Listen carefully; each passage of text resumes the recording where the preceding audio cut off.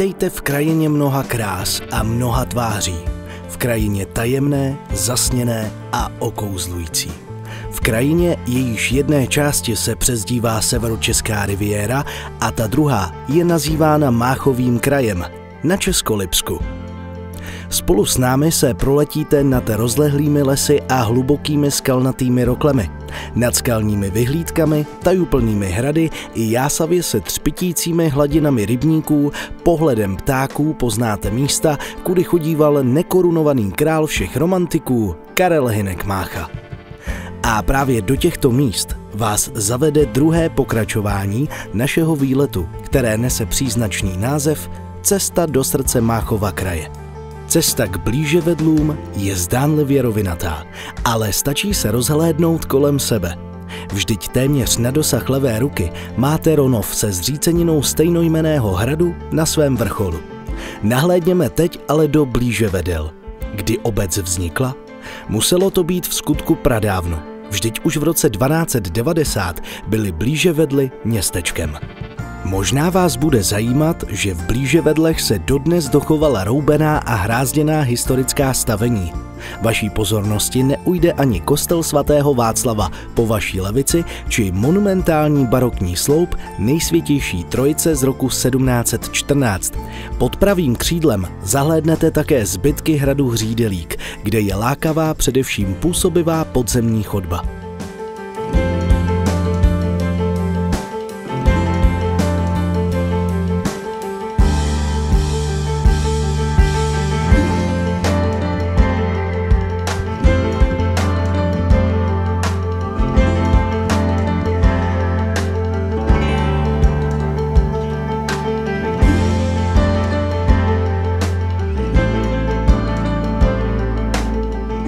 Blíževedly jsme hezky obkroužili, protože nás samotné přilákala zřícenina hradu Ronov.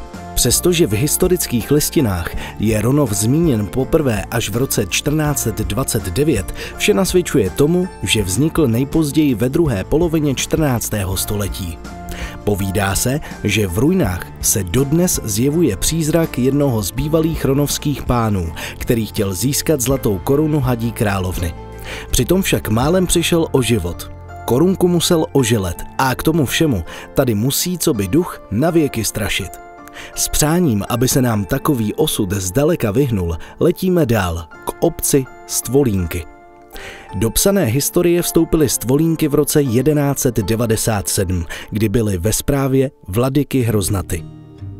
Když se majiteli obce stali páni z Klučova, postavili si tady tvrz, která byla v polovině 16. století přestavěna na renesanční zámek.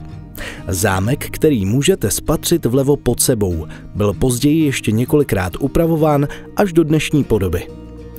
Mnoha úpravami prošel také sousední kostel Všech svatých, který je považován za jeden z nejstarších kostelů v severních Čechách.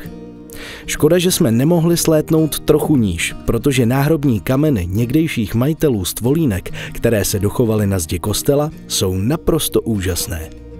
Pod námi i po pravé straně se lesknou hladiny rybníků, které už po staletí dokreslují tvář zdejší krajiny, stejně jako všudy přítomné skály. Ostatně, když se podíváte pod sebe, několik takových skalisek se nám ukázalo. Tak trochu skrytá v hájku je skála s vyhlídkou jménem Smrtka. Proč se jmenuje právě tak? Když se zeptáte místních lidí, povědí vám, že právě odtud se každé jaro schazovala ona symbolická morana, čili smrtka.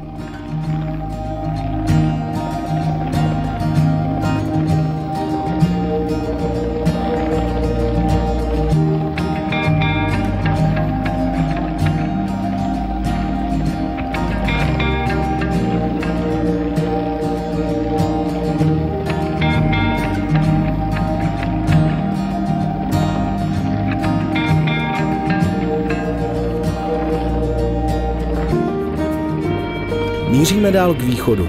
Po levé straně máme znovu obec Kozly, nad kterou jsme prolétali v první části. Lesy pod námi jsou protkány sítí cest a cestiček. Občas se mezi stromovým objeví skalisko. Vpravo v dálce se lesknou hladiny holandských rybníků, které vznikly v průběhu 16. a 17. století. Pomalu se blížíme ke Kvítkovu. Je to starobylá obec, která vyrostla patrně v průběhu 13. století v podhradí stejnojmenného skalního hradu.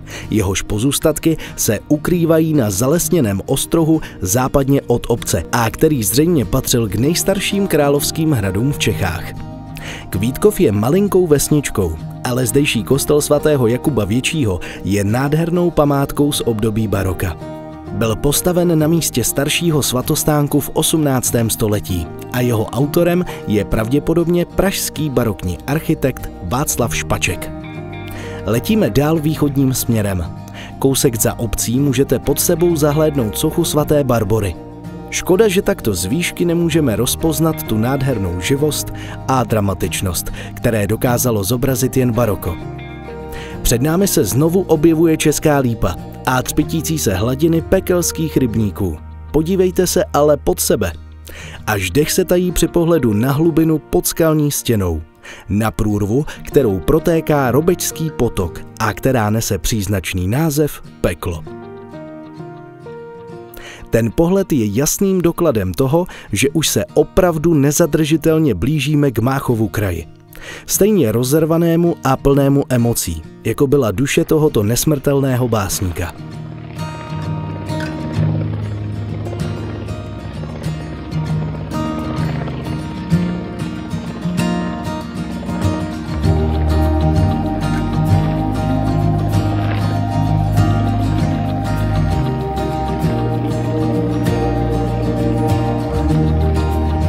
Míjíme Českou Lípu a stáčíme se nad Sosnovou.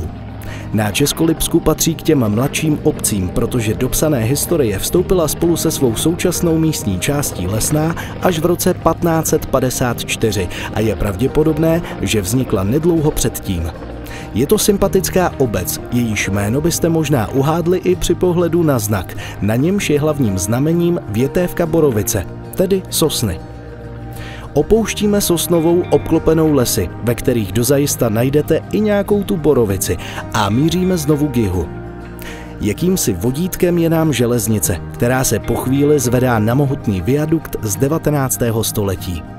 Ten přemosťuje nejen Robečský potok, ale také skalní byty na okraji Dračích skal, které máte přímo pod sebou. A už jsou tady zahrádky. Jako první se nám představuje zámek, který se zde na svém panství vystavili v 16. století tehdy mocní a vážení Wartenberkové. Snad bychom to raději ani neměli zmiňovat, abyste nás neměli za blázny. Ale dost možná, že i vám se při pohledu na zahrádecký zámek vybaví legendární Mireček ze série filmů o básnících režiséra Dušana Kleina, kterého češtinu učili právě v zahrádkách. Zámek, který byl střediskem jazykové přípravy zahraničních studentů, vyrostl na místě středověké tvrze a v průběhu staletí se stal elegantní stavbou obklopenou rozlehlým parkem s řadou romantických staveb. Přestože v roce 2003 vyhořel, je na něj teď hezký pohled i takto z výšky. Stejného potěšení se vám dostane, když se rozhlédnete kolem sebe. Vlevo na obzoru se vlní vrcholky Lužických hor. Pod námi ubíhá krajina poklidná, kde jakoby nepanoval žádný ruch ani schon. Takový klid vládne i v Holanech, rozkládajících se na břehu holandského rybníka. Na první pohled se to nezdá, ale věděli jste, že už na počátku 15. století byly Holany městečkem s hrdelním právem a městským znakem? Během 16. a 17. století u Holan vznikla soustava velkých rybníků, které ostatně můžete vidět na pravé straně. Ozdobou a pýchou Holan je barokní kostel svaté Máří Magdalény, kde můžete obdivovat výzdobu od předních barokních výtvarných umělců.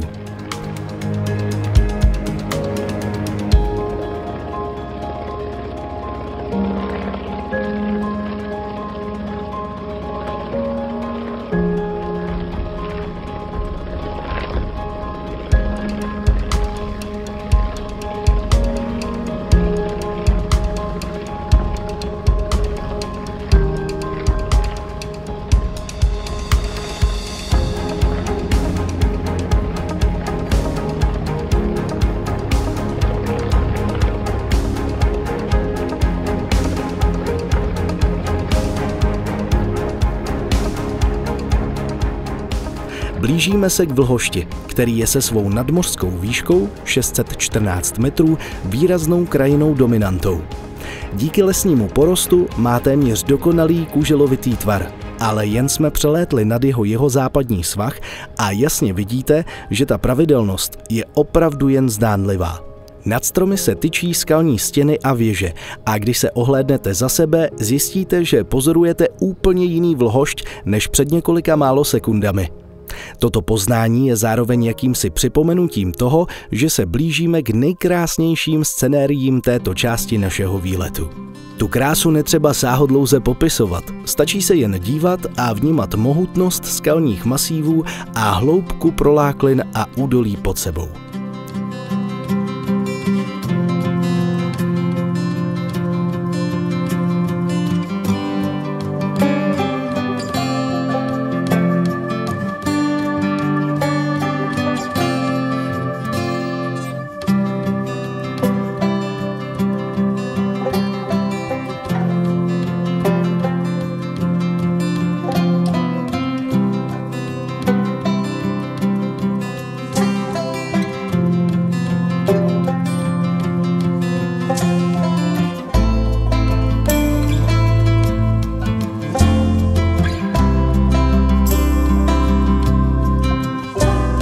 Opusťme na chvíli království lesa a kamene a podívejme se znovu do civilizace. S Vlhoštěm za zády vlevo a s hlubinami kanionu Roklice a Pavlovického dolu pod sebou míříme pomalu, ale jistě k Provodínu a Jestřebí.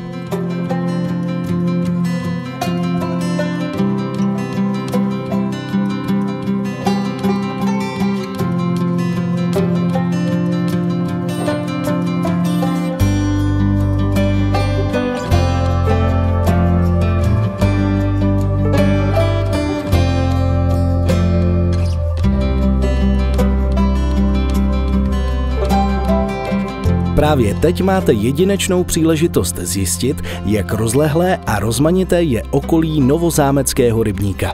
Z velké části je tvořeno mokřady, které se kvůli množství chráněného ptactva a dalších živočichů či rostlin staly národní přírodní rezervací a kam se pěší turista skutečně podívat nemůže. Když se podíváme dolů, jako bychom se ocitli v úplně jiném světě. Ve světě, kde hlavní slovo má příroda a člověk je pouhým doplňkem.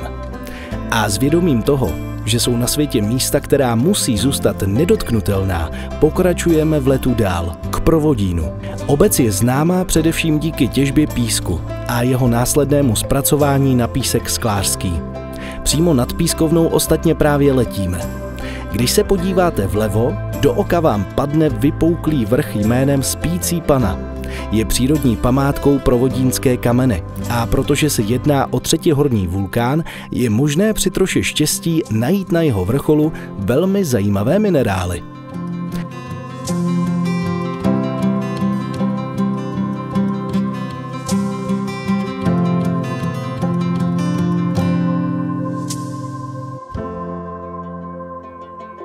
V těsném sousedství Provodína leží Jestřebí, rozložené pod působivou zříceninou stejnojmenného hradu. Možná vás bude zajímat, že dnešní obec je nástupcem původního městečka Krušina, které leželo přímo na úpatí hradního kopce a ze kterého se dochovala jen zvonice původního, později také zaniklého kostelíka. Náš let jsme znovu stočili k jihu, kde se před námi tyčí vrcholy Ralské pahorkatiny, jejíž součástí je celá chráněná krajinná oblast Kokořínsko-Máchův kraj. Zároveň se pomalu blížíme k závěru této části našeho 5dílného cyklu. Představí se nám ještě půvabné Maršovice, které jsou jednou z místních částí obce Chlum a které jsou ryze rekreační obcí. V Chlumu ovšem lidé trvale žijí, a to už nějakých 800 let. Za tu dobu se mnohé událo a mnohé změnilo. Z obce však vyzařuje jakési starosvětské kouzlo. Je to snad tou klikatou hlavní ulicí, kolem které dodnes najdete historická roubená stavení, nebo barokním kostelem svatého Jiljí, který vévodí Chlumu od roku 1740? Kdo ví?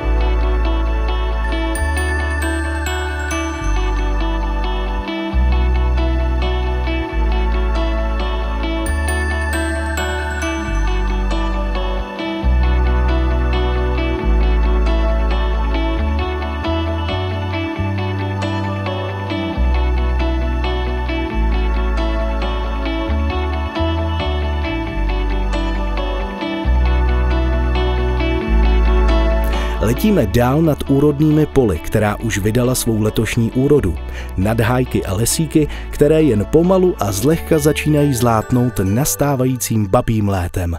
A říkáme si, jak je ta česká země krásná a rozmanitá a kolik toho může pozornému cestovateli nabídnout. Rozhlížejte se, kochejte se a poznávejte. Třeba obec Tuhaň, kterou zdobí barokní kostel svatého Havla a která je spolu se svými místními částmi rozloučením s druhou částí našeho výletu nad Českolipskem. V části 3. se podíváme do království mohutných skal a tajemných hradů. Nashledanou příště.